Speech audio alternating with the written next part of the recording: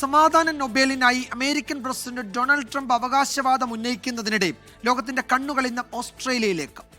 ഈ വർഷത്തെ സമാധാന നൊബേൽ അല്പസമയത്തിനകം പ്രഖ്യാപിക്കും. 338 നോമിനികളാണ് നൊബേൽ കമ്മിറ്റിക്ക് മുന്നിലുള്ളത്.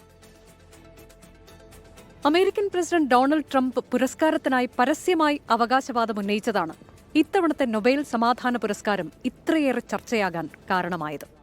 7 യുദ്ധങ്ങൾ അവസാനിപ്പിക്കാൻ താൻ മുൻകൈയെടുത്തുവെന്നും സമാധാനത്തിനുള്ള നൊബേൽ സമ്മാനം തനിക്ക് അർഹതപ്പെട്ടതാണെന്നും ട്രംപ് പലവട്ടം പ്രസ്താവന നടത്തി.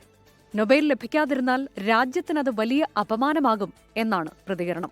ഏറ്റവും ഒടുവിൽ ഹമാസ് ഇസ്രയേൽ സംഘർഷം അവസാനിപ്പിക്കാൻ നടത്തിയ ശ്രമങ്ങളും നൊബേൽ സമ്മാനത്തിനുള്ള അർഹതയായി ഡൊണാൾഡ് ട്രംപ് ഉയർത്തിക്കാട്ടി.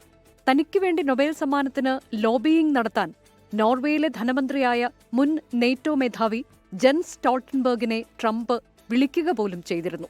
സമാധാനത്തിനുള്ള നൊബേലിനായി 338 നോമിനികളെയാണ് നൊബേൽ കമ്മിറ്റിക്ക് ലഭിച്ചത്. അതിൽ 244 വ്യക്തികളും 94 എണ്ണം സംഘടനകളുമാണ്. ഇന്നുച്ചയ്ക്ക് 2:30 മണിയോടെയാണ് നൊബേൽ പുരസ്കാര പ്രഖ്യാപനം. നോർവേയുടെ പാർലമെന്റ് അംഗങ്ങൾ തെരഞ്ഞെടുത്ത 5 അംഗങ്ങളാണ് സമാധാനത്തിനുള്ള നൊബേൽ പുരസ്കാര സമിതിയിൽ ഉള്ളത്. ഈ വർഷം ജാനുവരി 31-നായിരുന്നു നാമനിർദ്ദേശത്തിനുള്ള അവസാന തീയതി. ലോകരാജ്യങ്ങളുടെ സർക്കാരുകളിൽ നിന്നും ഹേഗിലെ അന്താരാഷ്ട്ര കോടതിയിൽ നിന്നോ ചരിത്രം, സാമൂഹ്യശാസ്ത്രം, നിയമം, ഫിലോസഫി, തിയോളജി തുടങ്ങിയ വിഷയങ്ങളിലെ സർവകലാശാല പ്രൊഫസർമാർ അടക്കമുള്ളവരിൽ നിന്നുമാണ് നാമനിർദ്ദേശങ്ങൾ സ്വീകരിക്കാറുള്ളത്.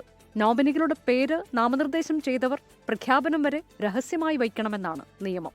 Research desk 24.